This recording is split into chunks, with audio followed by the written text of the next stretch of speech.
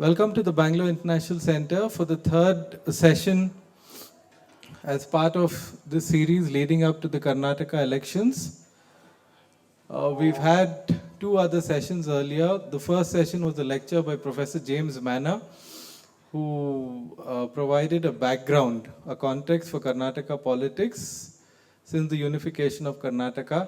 The second session was on mathas and their influence on politics in Karnataka. You can catch both these sessions on our YouTube channel. The third session is called The Rise of Communalism in Karnataka. I'm going to read out a brief note that will set the context for the discussion before I involve the panelists.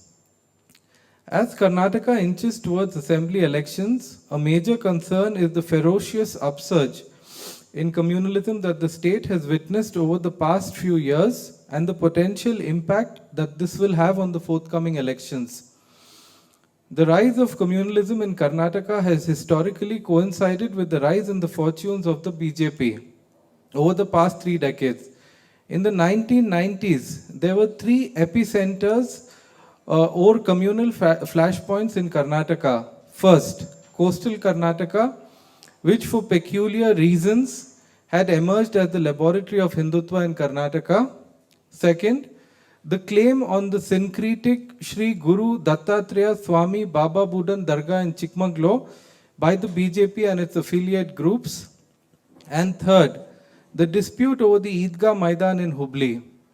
While this was the situation 3 decades ago, there has been a substantial increase in the instances, the tempo, as well as the different kinds of flashpoints of communal disturbances in Karnataka since then. When the BJP came to power in Karnataka in 2019, after it toppled the coalition government of Congress and Janata Dal, former Chief Minister B.S. Yediyurappa banned the celebrations associated with Tipu Jayanti, which marked the birthday of the 18th century ruler, and passed a legislation banning cattle slaughter in the state. Perhaps these were two very visible and evident communal decisions that Yediyurappa took. In his earlier tenure, meaning 2008 to 2011, Yediyurappa had ensured that a Muslim would become the minister in his cabinet. But perhaps it is a sign of how much things have changed that Yediyurappa did not do it this time. In July 2021, after Baswaraj Bommai's elevation as chief minister, there has been a spike in the number of communal incidents clearly targeted at religious minorities. Political commentators have also pointed out that the state has become brazenly partisan and in support cite incidents and events such as the ban on hijab in classrooms, the support for Hindutva stormtroopers who have prevented Muslim traders from vending at temple fairs, the ban on the early morning azan, the persecution of the Christian community on allegations of forced conversions, which preceded the passage of the anti-conversion legislation, etc. In all this, Bommai has emerged as a weak leader who, belying his early identification with the socialist politics of Karnataka, has refused to crack down on the more extreme elements within his party who routinely get away with flagrant and crass statements. In fact, in October 2021, Bommai justified vigilante activism in its hub of coastal Karnataka by terming it as a reaction.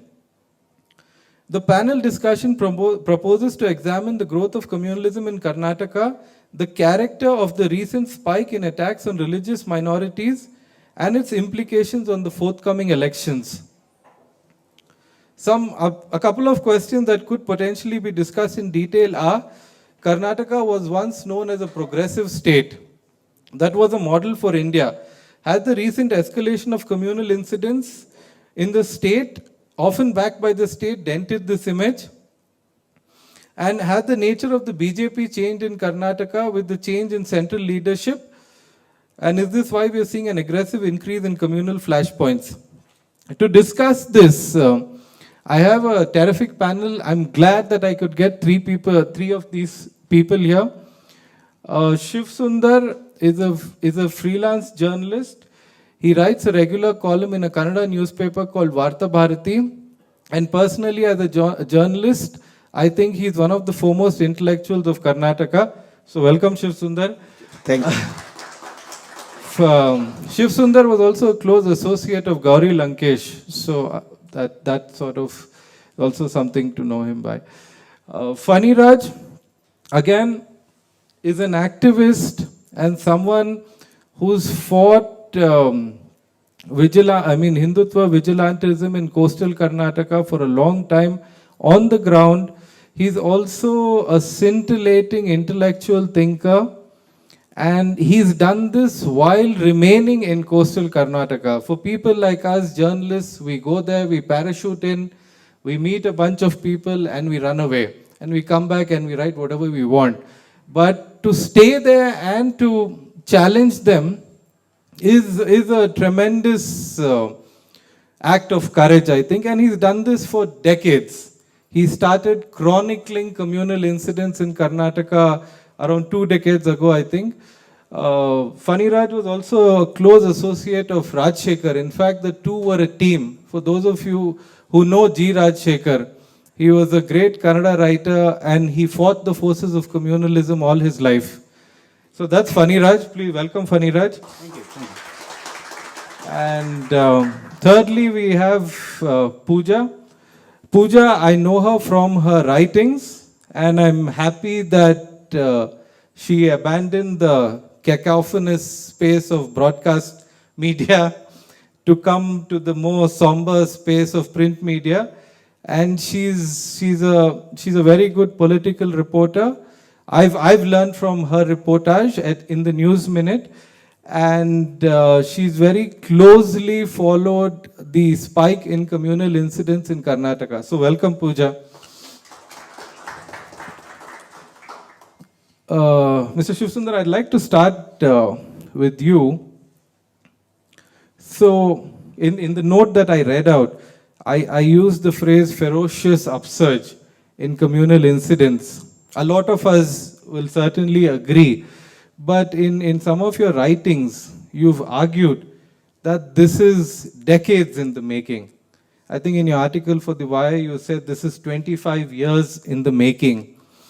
But clearly, there's some sort of change in the character. The state has become more brazen. So if you could start us off by providing a context. Why do you say this has been 25 years in the making? That'll provide us a good background to take off from. Thank you, Vikhar. And I request friends to give some 50% discount to whatever introduction Vikhar gave to me. He's a good friend. So there is a lot of prize and all that. I say there is a continuity and there is a change. No one can deny that there is a change, but there is a continuity and there is a background. And it is the logical outcome of whatever was happening in Karnataka as a part of what was happening in the whole country as such. I'll just say, make it into 3 phases, because Karnataka's communalism as an ideology and as a movement, till they came to power, has different phases. Say, for example, prior to independence, the Kannada nationalism had both the currents of very serious Tilakite influence on Kannada nationalism. 1 or 2 example would be one who is known as pioneer of Kannada novel writing, Mr. Galaganath. He wrote what is called as Kannadigara Karmakate. And there is also Madhava Karuna Vilasa. Both are replica of whatever Tilakite nationalism that was emerging in the dichotomy of between Shivaji and Aurangzeb. Here it was Vijayanagar Empire. So Kannada nationalism was defined as a victim of Muslim invasion. Right from very beginning, there was this trend all through. But that was not very articulate, but nevertheless, whenever you define who is a Kannadiga, who is Karnataka, for example, it reverberates in Chidananda Murthy, who is a great researcher. Till early 1980s, even P. Lankesh actually considered him as a very good progressive researcher. But after 1989, he came out with what is called Karnataka Shakti Kendra. He wrote what is Karnataka and who is Kannadiga. Kannadiga and Karnataka. This is the second phase or the first? No, this is the first one. I'm just trying to say there is a continuity and there is a trend prior to independence. And there is a strong Tilakite nationalism. Alur Venkatraya, who is also considered as pioneer of Kannada nationalism, had also this great influence of anti-Muslim Kannada nationalism based on Vijayanagar Empire. That was one thing. Post-independence, even then you can say, even though in the north or in the west, you had influence of RSS and Maharashtra was the basic ground of there. But in south, it was always been Karnataka. For example, when Bharatiya Janasangha was formed in 1951, Jagannath Joshi, on whose name you have the BJP's office in Bangalore, he was deputed into Karnataka, and Karnataka was the hub of South Indian activities of Bharatiya Janasangha. And you may be surprised to know that all through 1952 election, 57, 62 and 67, they have procured more than 3% vote share. And combined vote share of communists was less than 1.5% even then. So there is a presence of BJP. Of course, it was confined to kind of upper caste, say Marwadis, Brahmins and those kind of traders basically. But emergency is another biggest opportunity as part of all India phenomena, where basically there is another phenomena in Karnataka which make it different from other part. Here you had Devaraj Aras. The Congress regime was considered as a progressive regime. Devaraj Aras was instrumental in democratizing the political corridors, where it was a domain of complete Brahmins, Lingaites, Marathas and Vokkaligas. In both the governments of Devaraj Aras in 1972 and 1978, it was toppled. In fact, it was OBCs and Dalits and Muslims who are more in number of MLAs. This actually created a kind of antipathy towards Congress regime, and the consolidation of this feudal reaction against Devaraj Aras, at least some of the socialist pretensions, was consolidated into Janata Party. It was an anti-Dalit, anti-OBC sentiments basically. And most of the Lingayats considered, there was no Lingayat leader, there was no Yediyurappa by then. There was one Shivappa, he was then not a big leader. In Yediyurappa, they found a leader later in late 1980s. So throughout 1980s, when you can see that for example, in 1983, after the emergency, during the emergency, they had this Lingayats vote base and all that. In 1983 election, BJP got 18 seats. That where they won. In another 21 seats, they were number 2. They had already that presence all over Karnataka. And of course, in 1985, Indira Gandhi's assassination, that thing actually happened and there was a downfall in their vote share. They got 7% vote share immediately after emergency. And in 1985, they got only 4%. But come 1989, they again got 7% vote share. And after 1989, the electoral performance of BJP is linear, ascending. It was 7%, 14%, 16%, 23%, 33%, 36%, and 52% in the 2019 parliamentary elections. So there is a linear growth support of BJP. One is caste factor. Another is, for example, the 18 seats in 1983, 10 of them were from coastal Karnataka. It is not that in the later part of the 1990s, it became the laboratory of communalism. It has been there. And to win, it is not just again Brahmins. In fact, Devaraj Aras' land reforms actually unleashed the potential of Billavas to become the foot soldier of the BJP. That you have already reported in your, in Pooja also have reported that. So that is one phase, till emergency and post-emergency. In the 90s, as a part of Ram Ratha Yatra, Karnataka's politics also changed as a part of All India politics. In fact, there were a number of retail communal clashes, if you can use it. You can say that. It was only region specific. In fact, in 1990s, there was communal clashes in Ramnagar. The phenomena was that it is understood that the Congress only created communalism, as Aizaz Ahmad puts it, as a programmatic communalism and pragmatic communalism. Pragmatic communalism was observed and to topple the existing political leadership of the Congress party. That happened. There's a retail communalism. But there was an organized, consolidated corporate communal intervention in the 90s. For example, in am I taking much time? So in 1994, if you, some of you may remember, there was this Urdu Riots clashes. So Urdu news was introduced in the Doordarshan, but the tragedy is that for whomever that Urdu news was actually, there was a big clash in Gauripalya. In most of the Gauripalya's household, there was no TV sets. Still there was this Urdu news clashes and more than 7 people died, and immediately after the Urdu news clashes, you had this Eidgah Maidan dispute in Hubli Dharwad. And immediately 2 years later, you had Suratkal communal clashes, and later on, and immediately, even in those period only, as you mentioned, this Baba Budan Dargah incident, right from 1992, they have been banking upon that, campaigning on that, and to understand the change, the evolution of communalism in India, if you study the nature of the Baba Budan Dargah dispute, you can understand that. Because in the early days, it was only to appoint archak. They did not have the demand of liberating Dattatreya temple or to make it as a complete Hindu temple. They only demanded appointment of an archak. Later on, post 97 and early 2000, especially after 2002, when this Gujarat thing happened, this emboldened the communal forces in India. They could think that they can now be brazen. Because one point I want to actually emphasize is that the ideology and the politics of BJP and RSS has been same. It has not changed. Their strategy has been evolving depending on the circumstances and their own strength. You could not find a Modi in 90s. You can find a Modi only in 2002 because it changed. The circumstances actually provided an opportunity. Modi would have been Atal Bihar Vajpayee in the early 90s, given the circumstances. This evolution we cannot miss. So now, this period of time, especially after 2019, this is the third phase. The toppling of Yediyurappa as a chief minister is not a one-off thing actually. There is a very calculated move by the BJP and the RSS. Now, they are emboldened after 2000. What was the agenda of the 2019 manifesto? In fact, their manifesto came up in the third phase of the election. After Balakot, they said that there is a strong government, Hindu is in danger, nation is in danger.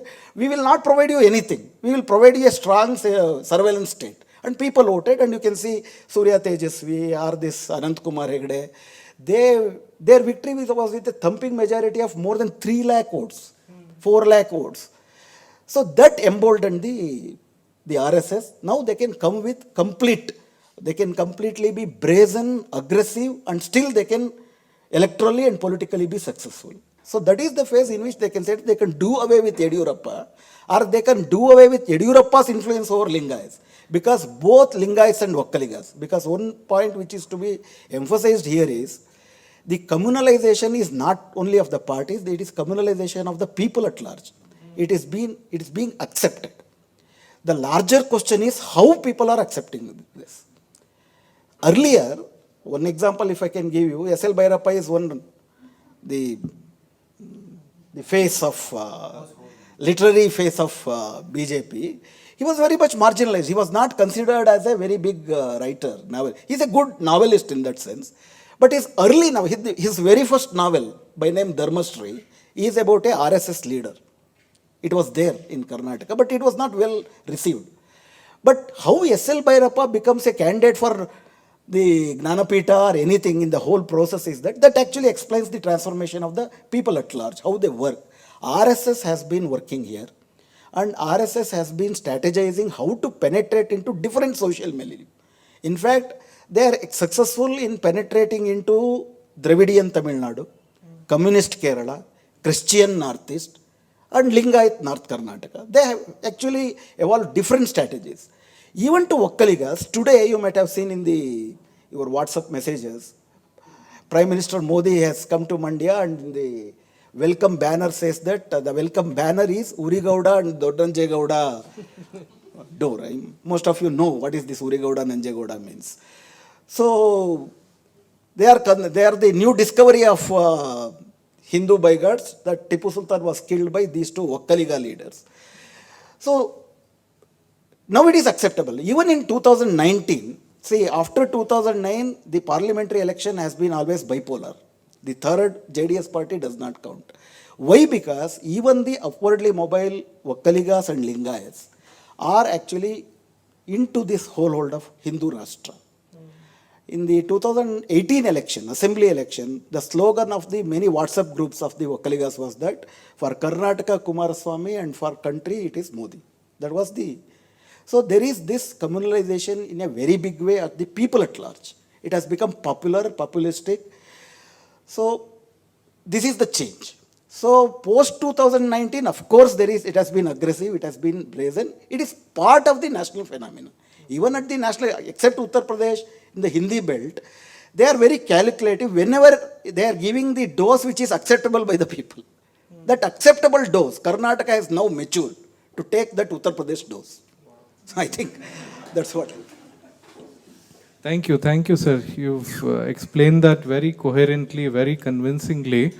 2 points that I just wanted to add is first, in the first phase of communalism that Shivasundar mentioned, he mentioned Alur Venkatrao, who wrote this, who was one of the leading ideologues for the unification movement.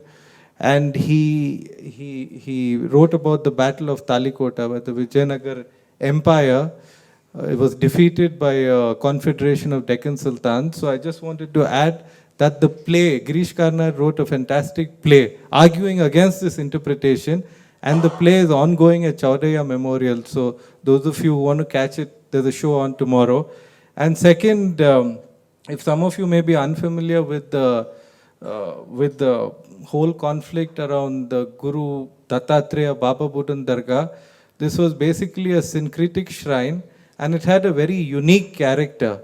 It was headed by we have records from Tipu Sultan's time, headed by a descendant of Baba Budan, who's supposed to have brought coffee to India.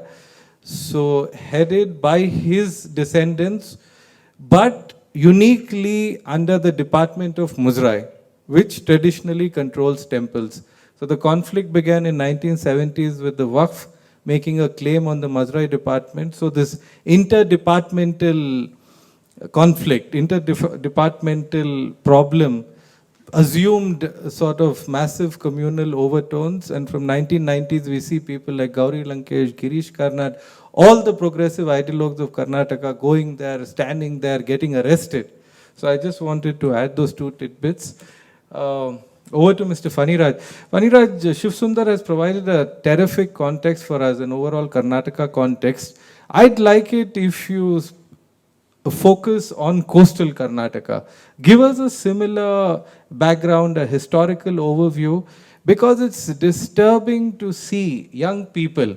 You know, we have young people in the audience. Possibly, if these girls or boys meet boys, youth from other communities, they could be thrashed. False cases could be foisted upon us. They could be shamed. We have come to such a dreadful situation. So if you could just sort of, like Shivasundar did for Karnataka, provide a context for us to understand coastal. Everything seems to start first in coastal Karnataka. Yeah, I mean, it's a kind of a relay. I'm taking a relay poll from him. In a sense that if you say recent spurt in communal violence, I deny with it. I mean, what is the reason? Because for me, in coastal Karnataka, it starts from 1940s. Okay, 1940s is not recent. So 1940s was the first RSS recruit which has come to that undivided Dakshin Kannada. So I'll call it as Dakshin Kannada itself, who began a grassroots level work for spreading RSS. So for me, BJP is a non-entity. For me, the biggest thing is RSS and its socio-cultural and socio-political organization building in the coastal Karnataka as well as Malnad region. It has started from 1940, and that was as a reaction to the kind of radical reformist movements which were coming up there. Narayan Guru influence is there, Kudmal Rangarao incidences, I mean, work is going on there. The kind of communists were also entrenched there, and in order to counter the Congress nationalism and to spread Hindutva nationalism, that is very open. There is nothing hiding there. So the first full-time worker from Nagpur had come to Mangalore, and there are accounts, open accounts provided by Ram Bhatt and Prabhakar Bhatt and now our Somshekar Bhatt in Udupi, that how they were influenced by that work and how they started the network of organizations there. So since then, what they are doing in coastal Karnataka is, in use Gramscian terminology, there are two kinds of wars. In politics, there are two kinds of war. One is war of positions. Occupy the social spaces, spread your influences in social spaces, build a social network. That is war of positions. That is not overtly political. That is influence all sections of society about Hindutva nationalism. That is one. Second is war of maneuvers. Openly come out and use it in your electoral politics and in streets. Okay. So this is what Shiv says, three phases. I will reduce it to two phases for easy understanding. War of war of positions in in Dakshin Kannada marks up to beginning of 1980s, and war of positions, and on the firm ground of war of positions and the social power gained from war of positions, they have launched Hindutva movement in 1980s, and 2000, the street is theirs, police station is theirs, and state is theirs. Whether Congress government is there or BJP government is there, it is immaterial as far as coastal Karnataka is concerned, and not even Karnataka is concerned, because even if Siddaramaiah will be there, land or the communalism, that kind of war of maneuver is a law and order problem, is not a political problem for them, for Congress. So the kind of social work what they have done, or social war of positions they have won in coastal Karnataka, is mind-boggling. They are the only Gramscian politicians who are existing, not even communists. See the kind of institutions they have occupied. Educational institutions, cultural institutions including Yakshagana, and cooperative societies. All through Dakshin Kannada, you see these are the social entities to be with the people on day-to-day affairs. You take any kind of cooperative, Arakanat cooperative, agricultural cooperative, or any kind of cooperative or milk federations, you take any kind of cooperative, all is dominated by not BJP but Sangh Parivar. And the first electoral victory that Bharatiya Jansangh tasted, and being a national news, is 1968 Udupi municipality elections. And since 1968, they continuously ruled the Udupi municipality for nearly 40 years. There was no other, BJS and BJP, right? Why that has happened is because, again, RSS groundwork, building of the network, which I call it as soft Hindutva. Soft is not, don't take soft in the effect, okay, but in the sense of like what you see in Kannada, Machulangu. It's not Machulangu is hard. I mean, militant, aggressive Hindutva is hardcore Hindutva, but soft Hindutva is spreading and networking at the ground level. That has been completed by 1980, and that is supported by even Congress. Congress has been a party to that kind of growth of soft Hindutva in coastal regions. And another decisive movement is 1968 winning of BJS in Udupi, and 1969 the Karnataka Vishwa Hindu Parishad Conference in Udupi, headed by Pejawar Shri, and the folkloric description of it by Somshekar Bhatt that is one should read. Grishma Kutar has written it in first post.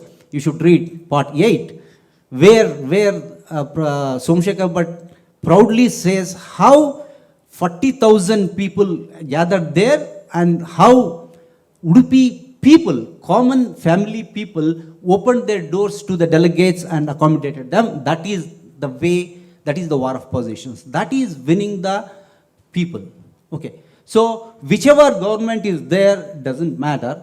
At the same time, they didn't keep quiet. They keep pitching in BJS, continuously fighting on the electoral ground on BJS, and as Shiv said, it started gaining that, reaping those benefits post-emergency.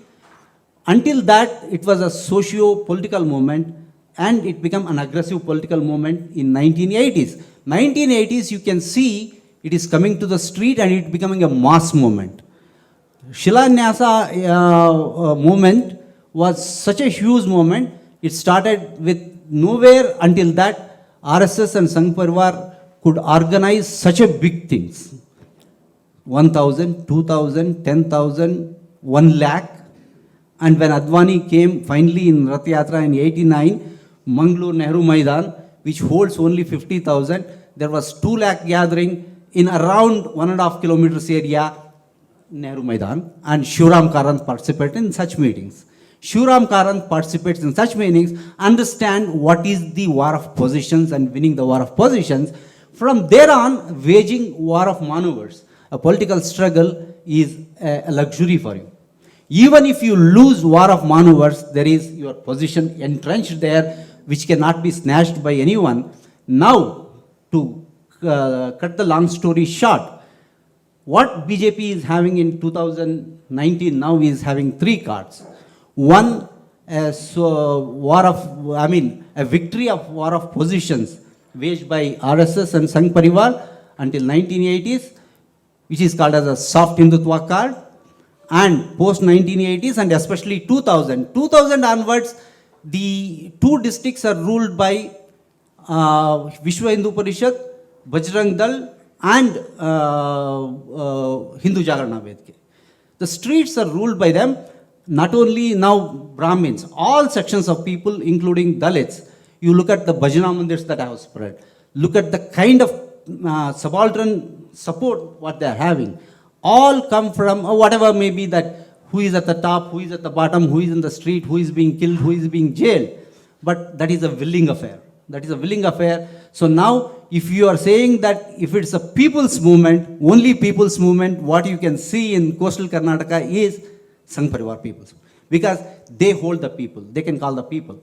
So they can, at the click of your hand, they can gather 10,000 people and hold marches. No police can prevent them. No police can prevent them. That is the kind of rule. So second one, that kind of hardcore Hindutva card they are having. Second card. Third card, what they are having is a populist welfare card. So now, what are the other parties doing it? They cannot contest soft Hindutva card because they are part of it. Okay. They don't have answer to hardcore Hindutva card because including communists, they have not built any social networking and any social institutions, and they cannot command the respect of the masses at any given time.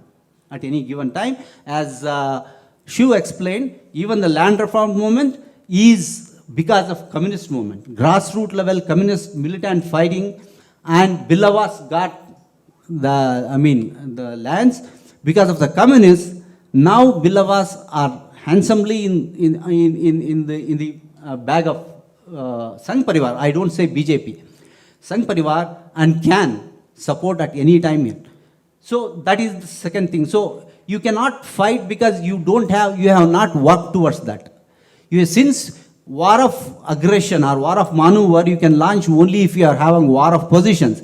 In war of positions, you cannot be with Sangh Parivar, and in war of maneuver, you cannot be with against it. So you cannot fight war of maneuver with hardcore card. What you are having is a single card, populist welfare card. You use it, BJP uses it.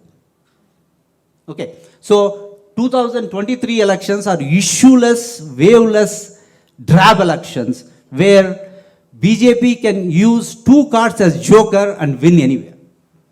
Take it away. Where Congress is having only one, or Congress or Janata Dal or Communists, anyone is having only 1 card. Okay, so what you can win? You can neither win rummy nor win 3 cards, nor can bridge with.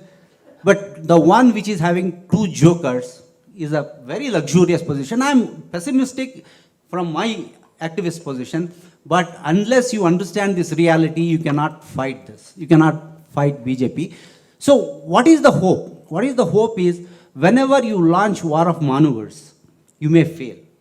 Like Hizab, like what he said, traders, banning of the traders. You caution me about the time. Okay. If you say stop, I will stop. In coastal Karnataka, though it is a big news, hijab and barring Muslim traders' participation, but there is a resentment among the common public. So the hijab issue was not from the grassroots. Like cow slaughter and love jihad, it is not endorsed by from the grassroots. There is a resentment in that. So that no, it has not come from the grassroots. Okay, it has come from 2 or 3 politicians who wanted to prove their mettle in the next elections. One needing a seat, another protecting his seat. Right. So that's the thing which has come there, but not popular support. Even today, you can see happily Hindu girls holding a hand with burqa wearing girls and walking to institutions, even after the state intervening and making that law. At the ground level, you can see Hindu girls and Muslim girls with burqa, not hijab, walking hands in hand. Second thing, othering the Muslims or criminalizing the Muslims is a continuous affair. But what has happened with respect to this barring Muslim traders in participating in temple fairs and temple affairs had a backlash. It is not accepted by all because it is a day-to-day you see Muslims and understand them. You can put a doubt in their mind that they use mosque for some other thing. But you cannot say as a traders they do this thing. Right? So there is not popular support for that. And now, Shuvin is one of his writings has said that some willingly and some from the pressure. But of late, the temples have started saying nothing doing. We don't impose. I mean, Bajrang Dal and Hindutva Jagarana Vedike, they said you cannot impose that on us. You keep it for yourselves. We will allow everyone. So those two onslaughts, war of maneuvers, what you can use, that is floated by Sangh Parivar. If it fails, BJP will not use it. If it succeeds, BJP will use it. That's why they are having 2 cars which don't have, so it's your position. So what's my hope is people understand that war of maneuvers and say this time. And 40% commission is true and everybody is suffering. Even BJP people are talking about it. Is the only hope. Only secular hope that even one who is on the side of hard Hindutva and soft Hindutva are vote on secular issues and say that this time let's say change it. Will not, as happened in 2008, they gave a thumping majority. 2013, on the secular grounds, they have dismissed them because of factionalism and all that. 2019, as Shiv said, that war of maneuver succeeded. I hope 2023, because of these 3 reasons, when you fail in your aggressive war of maneuvers, there is a people's reaction, secular reactions of not voting BJP. So 104 may come to 198, but not less than that. Take it from me. And 13 in 2 districts. I'm not sure of Uttara Kannada. They are having, out of 13, they are having 12 now. It may count down to 11 or 10. Not more than Not more. Okay. Just as an addendum, Dakshin Kannada and Udupi score very highly on all development indices. They are, I think, after Bangalore, the most literate districts in Karnataka. So if someone is curious to understand, perhaps. And also, as he said, he explained corporate this thing. And the fall of agricultural sector in coastal Karnataka, it has fallen down by 60%. Cultivable agricultural land and agricultural, occupation has in last 2 decades, in 2.5 decades, it has fallen down by 60 to 65%, and parallelly that is occupied by service sector. So service sector jobs and service sector job security, it's most volatile situations, and that takes out all the identity. With agriculture, you have a cultural identity. Service sector takes everything. Alienation is happening there, and Hindutva identity is becoming more a darling for all the insecure job sections who are involved in service sector. Agricultural sector has fallen down, service sector is increasing. That's good for Hindutva. Thank you, Phaniraj. I think you need a session all by yourself to explain the complex intricacies of coastal Karnataka. Just as an addendum for people who don't know, Dakshin Kannada Udupi has a relatively high share of Muslims. I think it's between 20 and 25%, and scores high on development indices. As you said, service industry.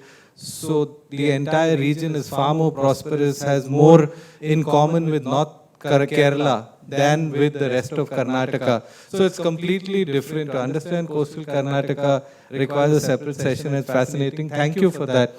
Turning to Pooja. Pooja, we've had some long-term views by activists and scholars who have looked at events over decades. But you're a journalist, you've been a journalist for a few years.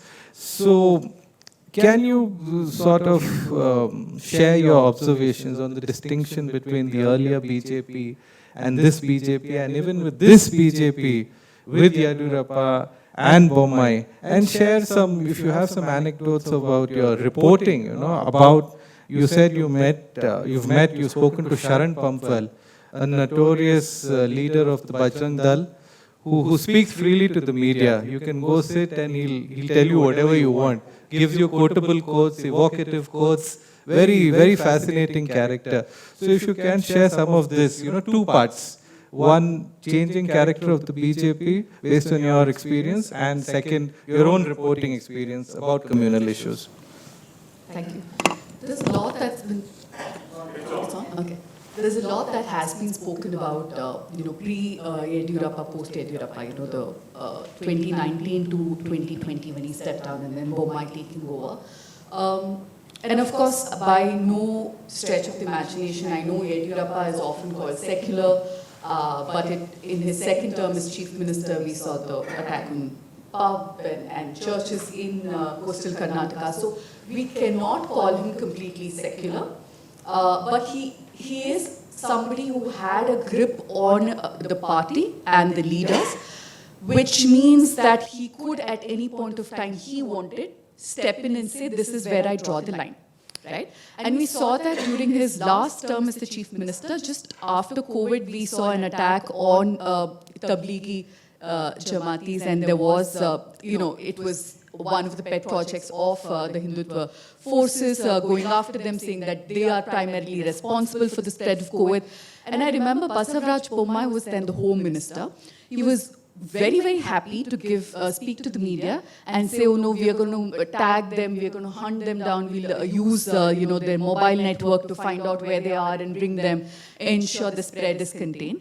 And then there was Yediyurappa who came and said, we're doing no such thing. And he in fact sent a message to others also saying that we will not make such statements in the media. Also, Basavaraj Bommai had gone on to say, he jumped the gun and said that we too will implement NRC in Karnataka.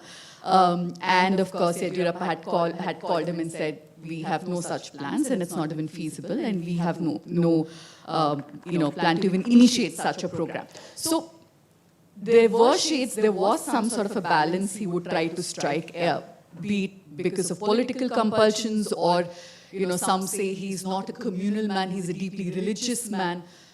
Whatever, the jury is still out on that. But as far as Bommai is concerned, I still think that he's not a communal man. He's just a man without an ideology. He's an opportunist, right? And if you track his political career, although his father was a tall leader from the socialist movement, he was at that point of time he was a youth wing, Janata Dal youth wing leader. He also became a president.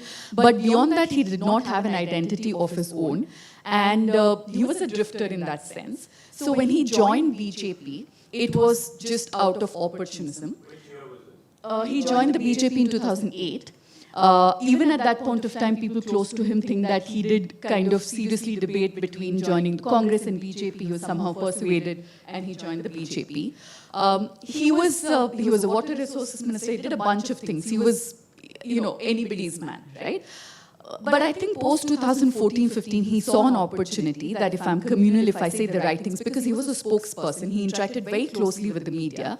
He knew what people in Delhi, and by that I mean Modi and Shah, what exactly they want to hear. Once he understood that, he started also implementing those things as policy when he was the Home Minister. He wasn't given a free hand then. Once he became the Chief Minister, which I don't think he ever believed he could become. So once he kind of hit that jackpot, he didn't know what to do with that, right? He's not a mass leader. Nobody in the party took him seriously. Everybody believed him to be Yediyurappa's proxy. He was everybody's proxy. Nobody, he was not loyal to anybody. So he saw this opportunity to kind of cement his position. So if you see how, I'll take one example, and if you look closely, this can be applied to several of these policies that the state has brought in. The anti-conversion law, as it's called. It started off somewhere in September. If I remember correctly, a BJP MP by the name Gulihatti Shekhar, who comes from central Karnataka, Hosadurga constituency in Chitradurga, he made an emotional speech on the floor of the assembly, and he, wrongly of course, said that there is rampant conversion to Christianity in my constituency of Hosadurga. My own mother was she was brainwashed and she was converted to Christianity, and this is an issue we need to tackle. And then he spoke to the media, came up with anecdotes that he completely fabricated. And then he appealed that there should be a policy change and we should bring in a very stringent anti-conversion law in the state. There was a committee that was constituted to look into this.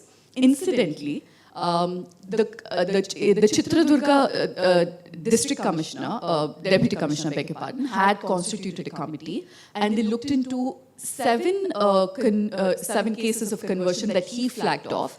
All of them on record went on to say that nobody forced us to convert, and there was completely no support to his statement that there was rampant conversion. This notwithstanding, across the state, I'm sure all of you also got WhatsApp forwards about love jihad raids in coastal Karnataka. It just suddenly stopped now. But we would get 3 to 4 videos in a week, mind you, of these right-wing goons, pestering, heckling, and in some cases using violence to drag young couples. They would take them to the police station, force the cops to book them. They'd call their families. They'd create a big scene, right? The frequency increased. And on the other hand, we'd see these raids, right, on Christian prayer halls, saying that people are being converted against their will, which again was not true. But these videos, these carefully, cut, edited videos, started doing the rounds. So the public opinion was being shaped. While this is happening, there were certain leaders in the BJP who started organizing a protest. And then the chief minister, who is extremely weak, like I said, doesn't have a standing of his own, came under pressure, said that we will bring in a law. And in the winter session, this is, I'm saying September, October, in December, we will introduce a bill. Now, Sharan Pampwell, you mentioned, in fact, came on record, spoke to me and said, in fact, we're preparing a draft of what the bill should look like. In 3 days, we're meeting the chief minister, and he was happy to share that draft with me. Interestingly, the final bill that was tabled in the assembly looks very, very similar to what the right-wing groups submitted to the chief minister. That is quite very few changes, right? So, and he shared this with you 3 days before the bill was tabled. He met the chief minister, right? The reason I'm giving you this example is to show the kind of influence the right-wing groups currently has on the government, which was not so much the case in the past, right? I mean, they had access. They would get an audience with the chief minister, perhaps, but they didn't have the power to influence policy like this, right? So there is a pattern. They will first start. I just want to add. Also, I went to Hosadurga. I met people, people who've converted, people who also from the same church as Gulihatti Shekhar's mother. Incidentally, she had not converted.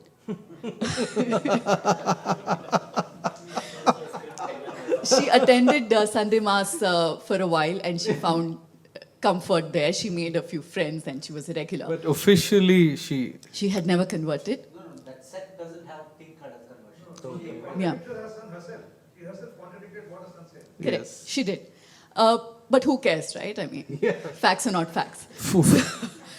But people were so scared because everybody, every church choir felt that they should maybe shift to some houses and then every week change where they would conduct their masses, because you have these goons coming every Sunday, standing at the gates and heckling them, asking, "Who are you?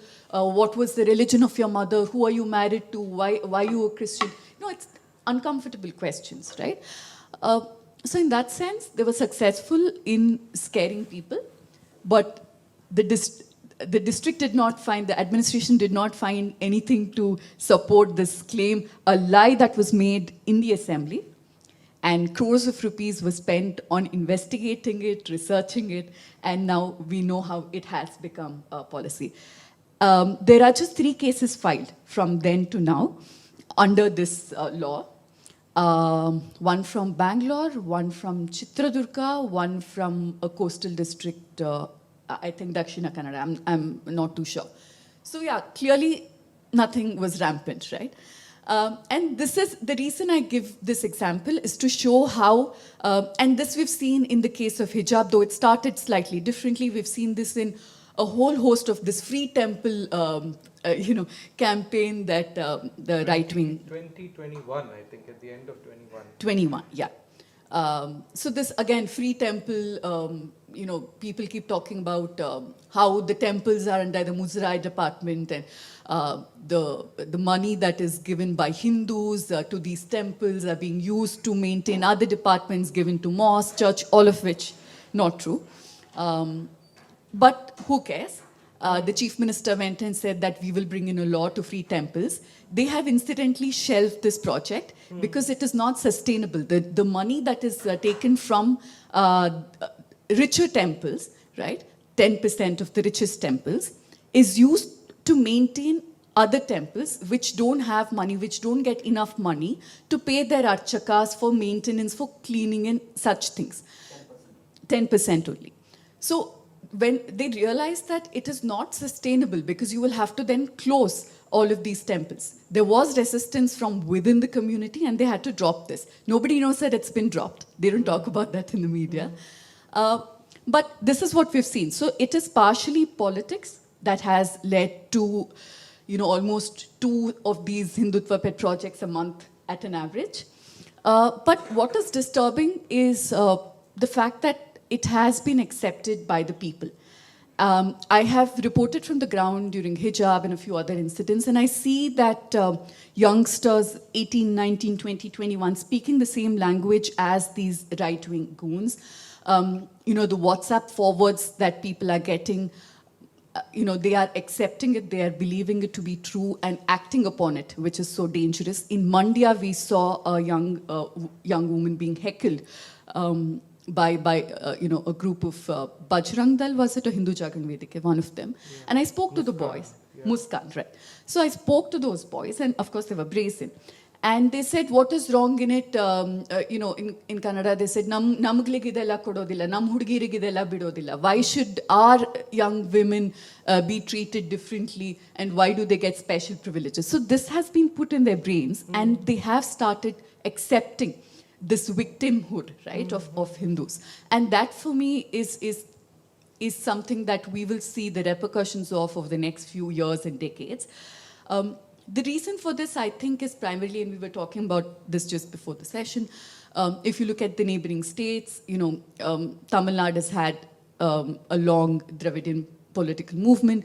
Telangana has had its own movement, and Kerala has had a communist and anti-caste movement. Karnataka has not had, and of course the fact that Karnataka is a, there are different regions that have come together, right? So each region has its own identity. So there isn't one unifying Kannadiga identity, right? Because of which I think there is no one movement that has kind of driven the youth. And in the absence of student politics, I'm not too sure if people know, but elections are banned in campuses across Karnataka. So there is nobody talking about ideologies to youngsters. So, in that absence, WhatsApp groups are kind of filling that vacuum that we're seeing in Karnataka. Thank you, Pooja. Thank you for that detailed comment. I wonder, I mean, when you say Bommai is not communal, what does that even mean? Because all his actions are communal. So essentially, he's a rootless person. So it makes you wonder what would he want as his legacy? Because the most strongest legacy perhaps is this identity with the 40% commission, you know. That will be what he'll be remembered for, and the aggressive upsurge in communalism. And also, you made a very valid point of these youngsters. Hijab, you know, all these emotive issues have really penetrated. This is what I found also in my reportage. And these people will be voting for the first time now. So these are captive voters, a large chunk of captive voters. So if I could come back to you for a brief comment, you know, we've been reading a lot about this idea of subaltern Hindutva, right? How Hindutva cannot be, the BJP cannot be considered as an upper caste party now because it has mobilized the backward class communities very aggressively. So somewhere in your three-phased listing of communalism in Karnataka, this would have ideally happened between the second and third phase. Can you explain how they've gone about doing this? Before doing that, I just wanted to bring to your notice the contrast we have today in this country. Assam is considered as the gateway for the northeast for the BJP, and Karnataka is considered as the gateway for the south. And both the states are ruled by non-BJP, non-RSS chief ministers, and who are very, very aggressive in their policies to actually implement that. So when you talk of opportunism, not communalism, it doesn't make actual practical sense because they are very, very instrumental in bringing what you call, what you can say is a fascist onslaught on the people. In fact, the whole 18 MLAs who actually defected to BJP and make them, for example, Sudhakar. Sudhakar's statement 3 years before about Buddha and his statement along with this fellow, that Satsang Swami. Can you just state that? No, he said Buddha is something anti-Hindu and he is a very egalitarian leader and Buddhism is not part of Hinduism. And we were all Buddhist once upon a time, he said. And very recently after joining BJP, he said Buddhism is very integral part of Hinduism and those who say Buddhism is anti-Hindu are anti-nationals. He actually quoted Savarkar for this. And they are all actually reading Savarkar very seriously, including Mr. N. Mahesh, who actually voted for Ambedkar, and he has inspired a generation of Dalit students. N. Mahesh is a MLA from Bahujan, this whole Bahujan Samaj Party MLA who defected to BJP. Not only it was political defection, now you can understand it is an ideological defection. He is a very sought out leader to speak about Savarkar by BL Santosh and that RSS gang within the BJP. Coming to this subaltern Hindutva, this is a term which we can, I mean, it is a kind of oxymoron. Can Hindutva be subaltern is a something different question. For just a simple understanding of how it is actually making its headways and road even to the OBCs and Dalits, I just want to give one example of recent local body election in Vijaypur. Vijaypur became municipal corporation recently and there was an election there. It was a 33 seats corporation and BJP won handsomely 17 seats. They did not actually fielded candidates in 2 wards because that was completely Muslim wards. Congress gave ticket for 18 Muslim candidates. Whereas this is Vijaypura is the constituency of Baswaraj Patil Yatnan, who is a firebrand. Even again, he is not from RSS and BJP, but he is the most vociferous RSS man can be seen in BJP today. Anti-JDU. He is JDU and the so-called, see, that is, we need to discuss that. This He made the comment recently, we don't want Tipu Sultans to vote for me. Exactly. I don't want Tipu Sultans to vote for me. And he is the person who said there is a war between Tipu Sultan and Savarkar. This election is between Tipu Sultan and Savarkar. And Karnataka has a peculiar history where the journey of the upper caste from Congress to BJP has a small shelter in the centrist parties. And once they could get the seats there, they just migrated into BJP. Coming back to this Vijaypur Municipal Corporation elections, just you can span out on the kind of tickets that they gave. They gave prominently for the Panchamsali Lingayas, who are very predominant sects within the Lingayat sector. Along with that, they gave a ticket to Madigas, which are Madiga versus Holaya is a very burning question today about the internal classification of the reservation, and BJP has completely benefited from this rift. And it is also as an outcome of the fault lies within the progressive movements, actually. That should have been thought out and that should have been shared with the Madigas, that they are actually banking upon. For example, Uttar Pradesh election, non-Yadav OBCs, non-Jatav Dalits. And coming back to Bijaypur, they gave a ticket to one community called Mangarudis. Mangarudis are Dalit nomads. And they are into the so-called illegal business, which needs protection from the local MLAs to continue their business. Illegal, quote unquote. So they protected them and they gave a ticket to one Mangarudi, very violent young person, and he was elected to the corporation. Now, Bijapur, as it is a city ruled by Adil Shahis, and every community is given a history of anti-Muslim, how they were very big kings, how they were actually destroyed by the Muslim Adil Shahis. So now, at a very contemporarily, they are benefited by the BJP's patronage, and they are ideologically inclined towards them because Congress people does not even look at them. Even the progressive movement did not enter into the slums of these Mangarudis. Now it is only the RSS and the BJP which enters the slums. They are easily accessible. Congress, big landlords, they are in their mansions and they cannot be seen whenever they are required. So now, along with this, when you are given this ideological indoctrination, like what they said for the non-Jatos, Pasis, for example. Pasis, they built a history that you had a great king who was killed by Aurangzeb. So this is the anti-Muslim history, and they bring in the figures and they are mobilizing them. So now this subaltern out of the 18 candidates who won in the Vijaypura elections, and at the same time there was a by-election for 6 wards in the Kollegala. Kollegala is again the BSP N. Mahesh constituency, and those who voted North Karnataka, South Karnataka, 2 examples. And except 1 seat, all the 5 seats went to BJP. Predominantly the BSP hold, it was there. Earlier they got some 6,000 votes.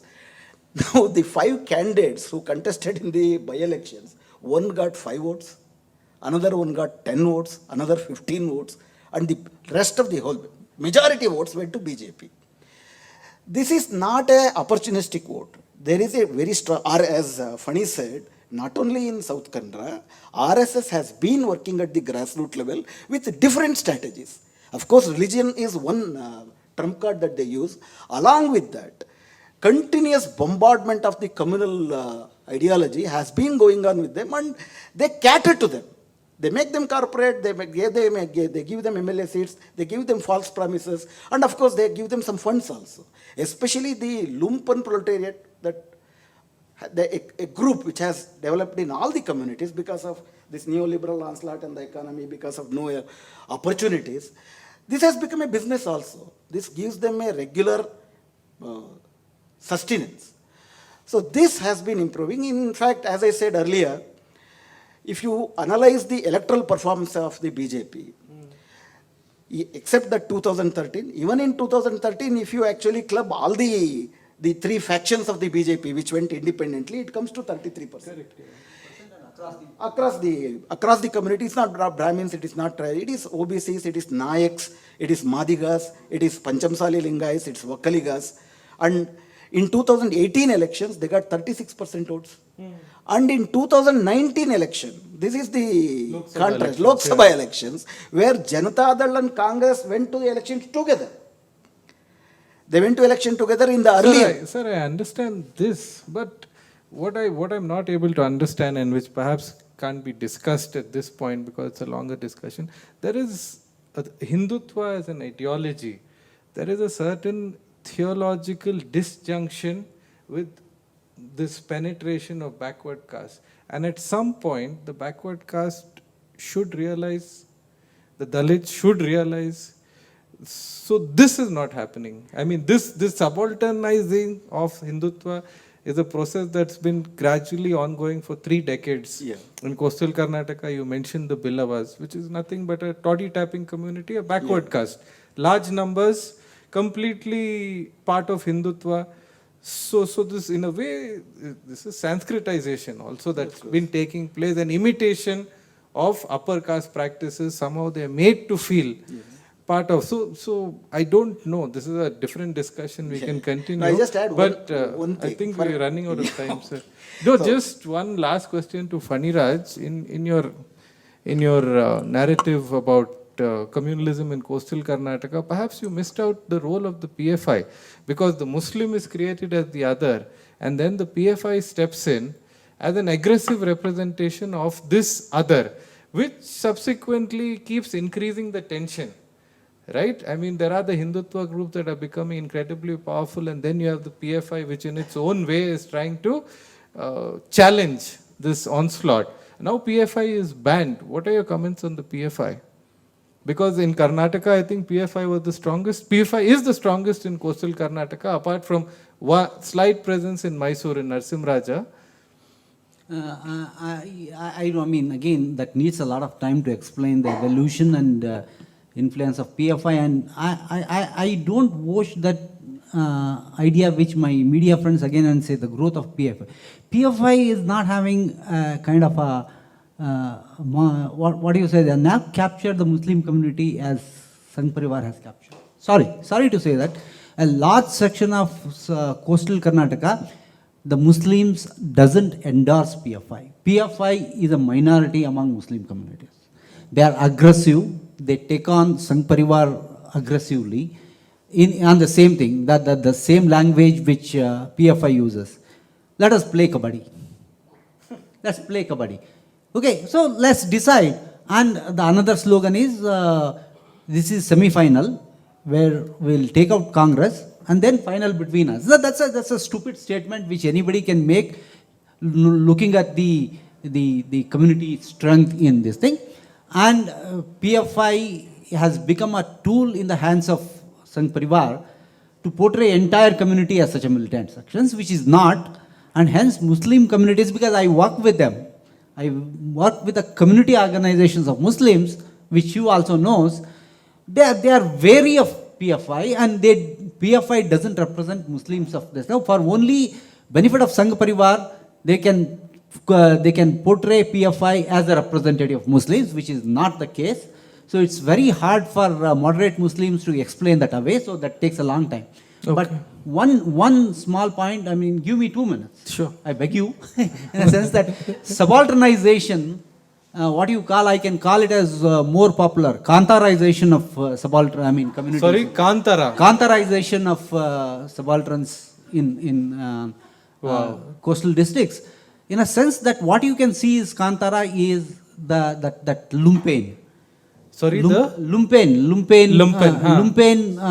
elements of subaltern sections, that is Billavas, Dalits, Malekudiyas, and those sections, acquiring a fake Vedic identity, not directly into the Vedic Agama rituals, but converting that identity in the places they worship.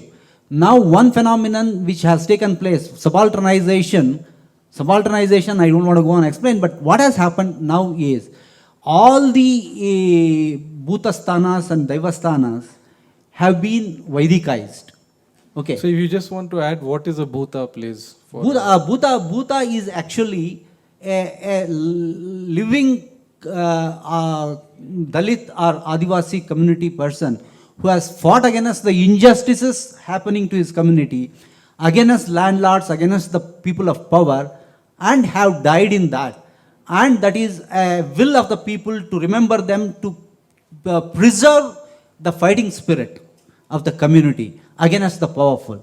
So that's a very strong, if you say, a radical subaltern outlook. But now that has been incorporated by Sangh Parivar, what they have do is they have given to all the Daivas and all the Bhutas, they have given Vedic names. Okay, they have become Rakteshwari, they have become Bhuta Kolas, have become Bhutotsavas, they have become Nemotsavas, and the rituals where Bhutas are certain, it's a very what is abstract stones kept there as a representation of those souls, for part of them. Now, you have seen concrete Agamat style Bhutasthanas with 1 year Sarvajanika Satyananotsava, where Purohits will come, do homas, do Satyananotsava, collect their fees and go away, and then Sarvajanika Annasantarpane for OBCs and Dalits, which has given them the identity. For the first time, they have come into the Hindu clan. They have been given identity, Vedic identity, which was not there. They have lost all the radical, subaltern, secular Dalit identities, where there is a vacuum.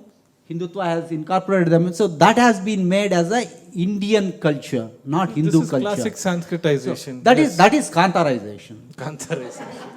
So that Sir, is, I think yeah, we'll... yeah.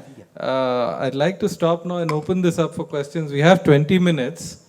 The question is directed First at. one is so funny, sir. I just wanted to know the whole resistance of the socialist movement which was happening in Malnad while this coastal Karnataka was cooking this Hindutva recipe.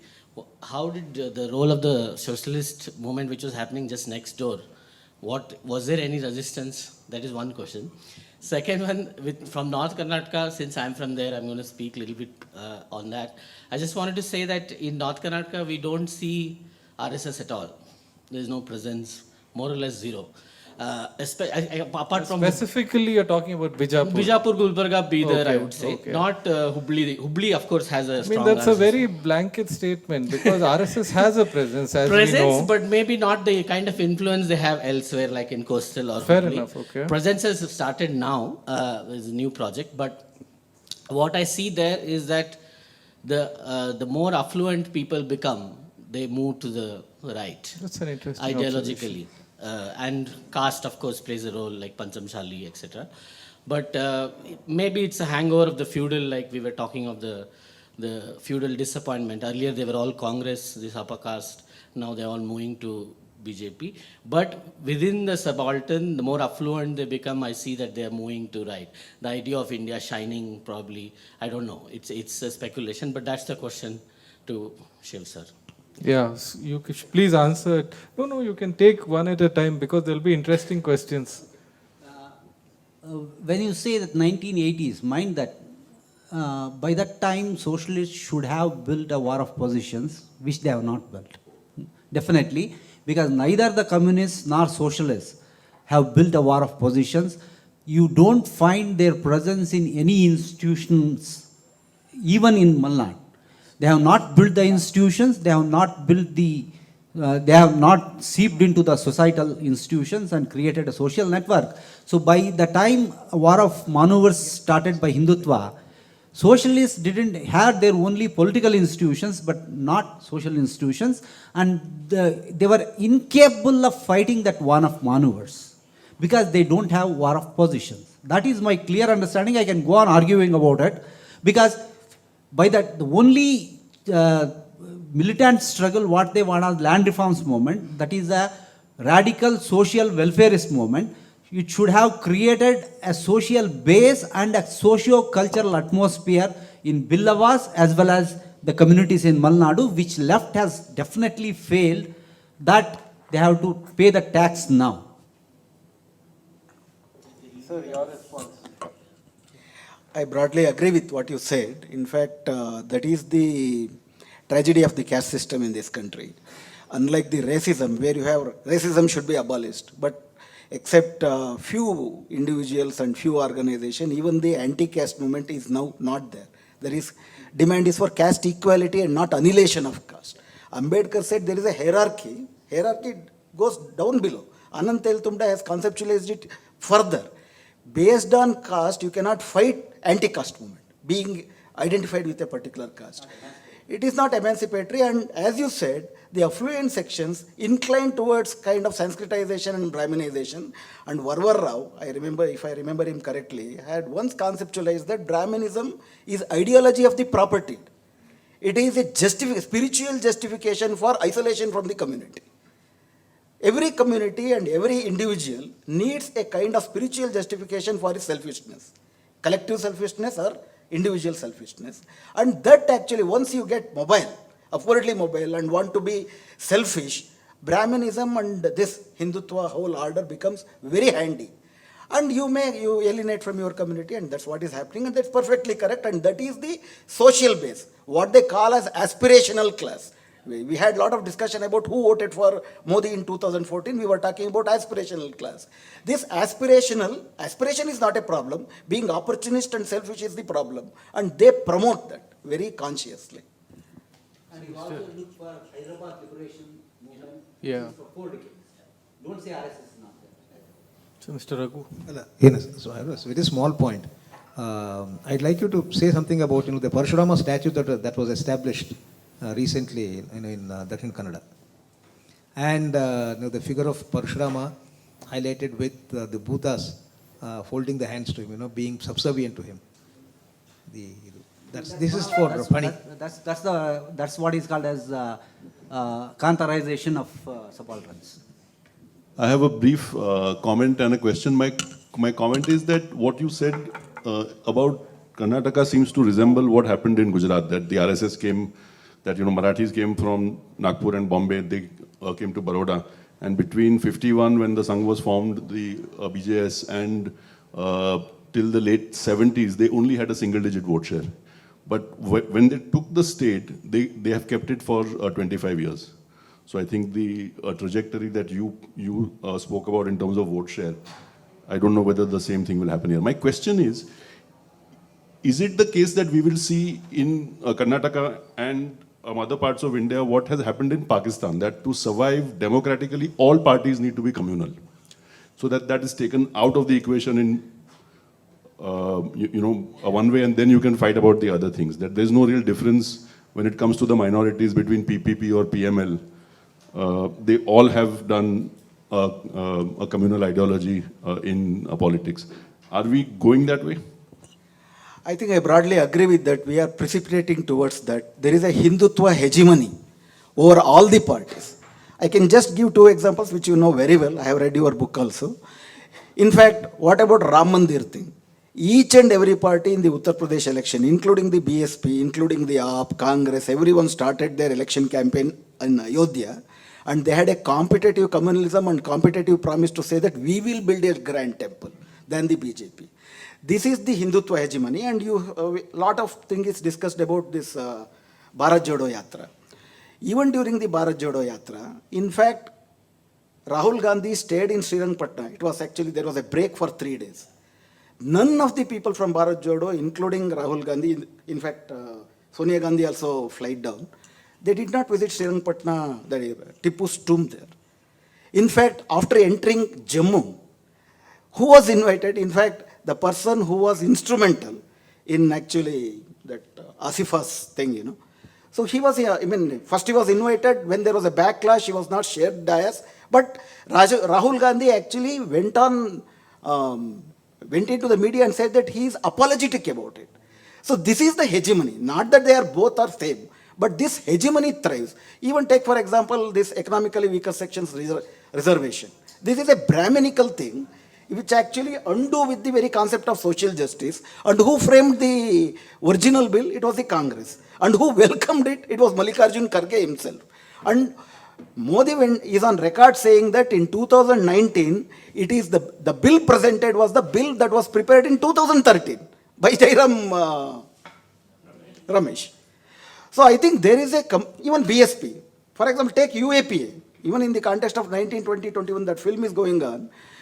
You can say that all the parties, it was the Congress which made UAPA, and it is all the parties which supports that, and Modi came with the new draconian kind of amendments. In Lok Sabha, Congress opposes that, and in Rajya Sabha, BSP and Congress together supports them. So there is a hegemony. And when there is a hegemony, as Phaniraj said it in other terms, the war of position is lost. When the war of position is lost, I think we need another at least 20 years. That is the last comment I want to make. This election, I think 2023, 2024, 2029, there may be some miracles where you can find some non-BJP party, but that is a miracle. But ideologically, it is Hindutva that is going to stay, unless Hindutva is defeated in the minds of the people, which demands a movement. Not that Karnataka did not have that. In fact, in 1980s, yeah, radical secular movement, we had Dalita Sangharsh Samiti, we had Rait Sangha, we had very vibrant working class movement, we had a very vibrant language movement. Language movement was not chauvinistic to a larger extent in the early days. That actually had a kind of hegemony. That was a counter hegemony of progressive thoughts. Even Lankesh is remembered as a continuation of that. In fact, that is to be revived. In the absence of that people's movement among the masses, with the masses, seeking a electoral miracle is delusion. And quickly, you should understand that RSS tried to take over Congress in 1948-49, and Nehru filed that bid. Nehru was stunned that Purushottam Das Tandon was elected as Congress president, and he formed a CWC. He's stunned, and he staked his prime ministership. So don't take RSS easily. It's a hegemony which is indelible. We'll take the next question. Usha. Thank you. This was very extremely fascinating. I just have a very quick question for you, Pooja. It's very shocking to learn that there is absolutely no basis for passing these kinds of bills, which is in fact playing around with truth. So what is the role then of journalism because none of us knew this. This is the first time I'm hearing it. And how does one bring this out, and what is the role of journalism, or is it something that is very difficult for people in print media and media to actually bring to light? It's actually not very difficult to bring out, because it took me half a day to kind of visit his constituency and speak to 24 people, and people are willing to speak about it. For reporters, for foot soldiers, it's not difficult. The issue is not that. The issue is, will it ever get amplified, right? How many people know about any of these things? We've written about it. My colleague Prajwal is here. He's done some excellent work from coastal Karnataka. But, people, the word doesn't spread as much as WhatsApp messages do, right? So the issue is there. And also, if you talk about broadcast and print, I'm in the digital space, thankfully. Even in print media, there is so much of, the lines, the framework within which journalists, reporters have to work is so narrow that it's difficult to bring it out. But if you want to, it's very easy, because nobody's hiding. I just wanted to say that. Sharan Pampwell was not even shady about it. He was happy to share that draft bill with me. So the right wing is willing to speak, but nobody wants to out them, that's all. Yeah, there's a question there. Hi, my question is also to Pooja, and thank you for the comments. A lot of it, some of the groups, I wouldn't name, but there are smaller groups, efforts which are happening on the ground in terms of socio-political, and a lot of what you're saying is actually playing out. But I think there's a different language that young people are speaking, which unfortunately civil society and a lot of the other movements are missing. So specifically to Pooja, with being one of the digital forward states, etc., with WhatsApp and a lot of this information that young people now with AI and deep fakes and all that, what is this role going to be in your experience in the future when it comes to young people and technology, and how that's a very big area that we seem to be missing on how to talk to them on a different platform? I want to sound optimistic, but I can't. I think the right wing and Hindutva foot soldiers are a couple of decades ahead of the rest in leveraging any new technology that comes. We've seen that time and again. We've seen how they use social media platforms. So as much as we are using it. We've seen so many fact-checking websites come up. People are using it to kind of expose disinformation.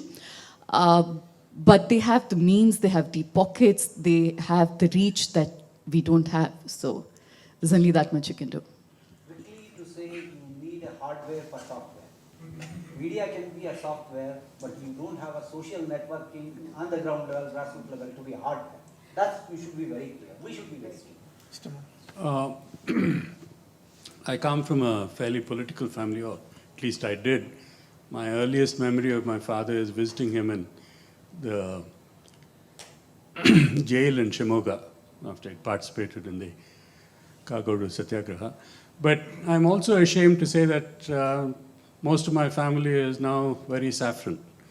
And one of them very proudly told me that he's a member of the Bajrang Dal. And I asked him why Bajrang Dal and not the RSS. He says the RSS is too soft.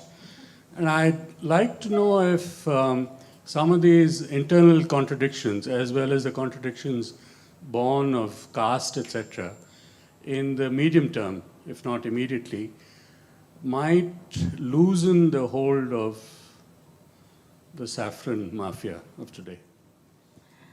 I think Anderson's book on RSS, the second book on RSS, I think second book actually answers particularly this question. In fact, it actually addresses the internal contradiction and how RSS manipulates all those contradictions into a common thread of the threat of the nation is under threat, Hindu is at threat, and how it is resolved. For example, within he says the spread of RSS is because of its other constituent organizations. And different constituent organizations, for example, sometimes Bharatiya Mazdoor Sangh has a conflict with the government, Bharatiya Kisan Sangh has a conflict. But this conflict will not precipitate into split or a kind of open rebellion.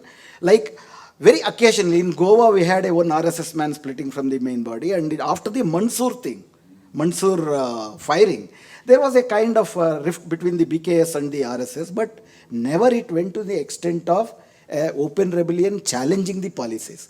I think still, even today, RSS, it is not a magic wand. It is a kind of narrative that they have built. The strength is there in that narrative. Hindutva is under threat, Hindu is under threat, nation is under threat, Modi is inevitable. With all these kind of inadequacies, now what we need is Modi Rashtra, Hindu Rashtra. Otherwise, you have an enemy. For them, they cultivate the enemy, they make it very palpable also. I think unless that is touched, to address, this actually has a connection to the other question also. Why people are not believing that there is a digital thing where we don't have reach? But RSS has been campaigning about this. People did not believe them in the earlier days because there was other kind of narratives with trust. People trusted them. For example, whatever the movements that I am trying to actually say, this DSAs or these people had actually that trust with the people. And when they said that is wrong, in the first say, they would believe them. But now you can come out with lot of statistics. You can come out with fact is not a big problem. You can get the facts. But people will not believe them. So you are saying... We'll take the next question. How many more questions do we have? This is the last. I think we can take two last questions. 2 questions. So you and the gentleman behind. Yeah, go for it. You have the mic? Mic is here. Oh, mic is here. I had a question long back. Okay. I don't know. BIC is here, so if they give us permission, we can go on. This is the first time I'm coming to BIC. So, good to hear from all the panelists. I have one question, but with... let me paraphrase it, because whatever I'm going to talk in the next 2-3 sentences, I may be said I'm a fundamentalist and things like that. My brother's son has married a Muslim from Hapur. So we attended the marriage. So that level of progressiveness we had in our family. We had a Christian daughter-in-law, we had a Muslim daughter-in-law, we had a Dalit daughter-in-law. So we are a Brahmin by birth, that's a different issue. The point I'm trying to come to is, are we looking at things very, very in a short-term perspective, because India has a very long history. We have been invaded by so many and all this. Is this only a passing phase? Is one thing which is in my mind. Second one is, even within the BJP, I was in the board of Bharat Petroleum for 4 or 5 years. We have seen the BJP from very close quarters. Everything we have seen. So, the marginal elements at the top, why I am trying to say, as he very clearly said, people, they hold hands with the burqa woman and go. At a very, very top 99.99% level, I think both the communities want to live together without any problem. It is only some very, so very few... what is your question? I am saying, are we making a big out of nothing? Is my question. Because it is possible. And one more, let me complete. He also talked about one social justice issue, which I somehow, I was a little taken aback. EWS for forward caste or whatever it came, no? There was a huge backlash. I want to know the logic behind that. So you've asked 3 questions. So I think... So I think perhaps Pooja, you want to take that question? That you know, it's at a very Passing superficial level. I mean, passing phase, if you look at it, I've said it's a passing, maybe 10 years, 15 years, things may come to some rational level is my understanding. I'm 65 now. No, I don't think it is just 1% or 10%. I think the number is much larger in my experience.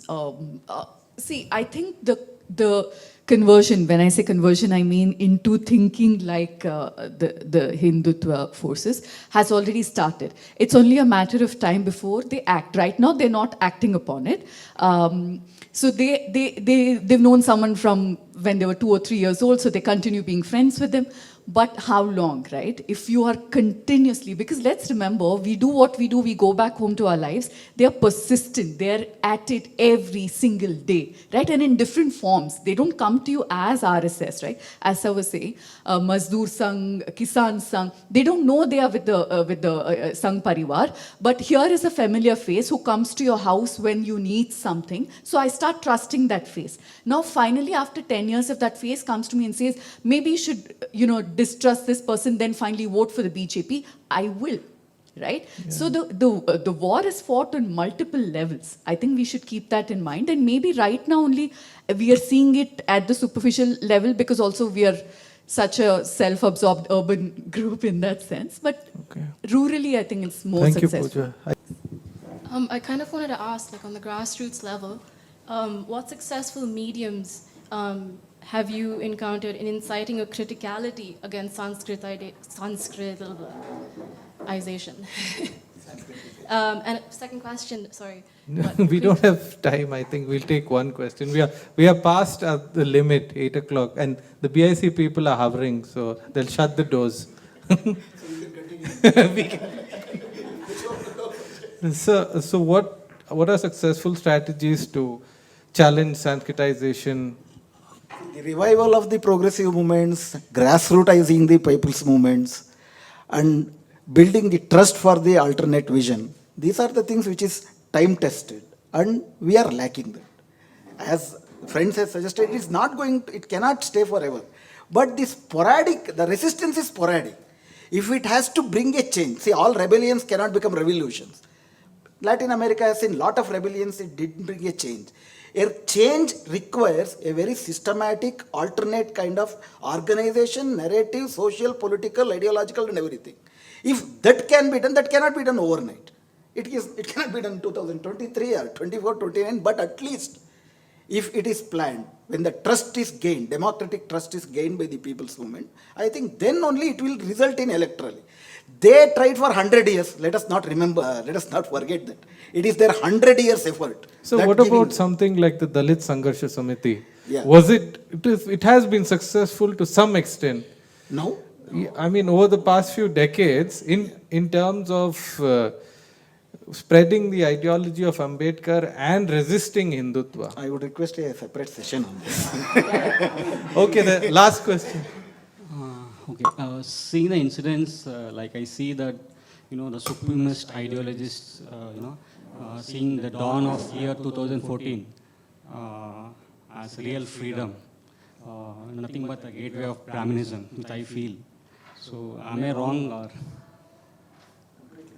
Ambedkar said, for the twin enemies of the oppressed. Their forms have been changing. There is a metamorphosis even in Brahminism and the capitalism, but essentially those two are the enemies and the ruling class can be defined by these two categories. This is the manifestation. Me and Shivasundar can speak only this language. We are not able to translate it to a social level talking to the people. We are the corporate communalism. We are not telling in the most commonest words using the how service sector is converting counterization. So that's the problem with that. You can't send this on WhatsApp, your message. We can't make it a WhatsApp forward.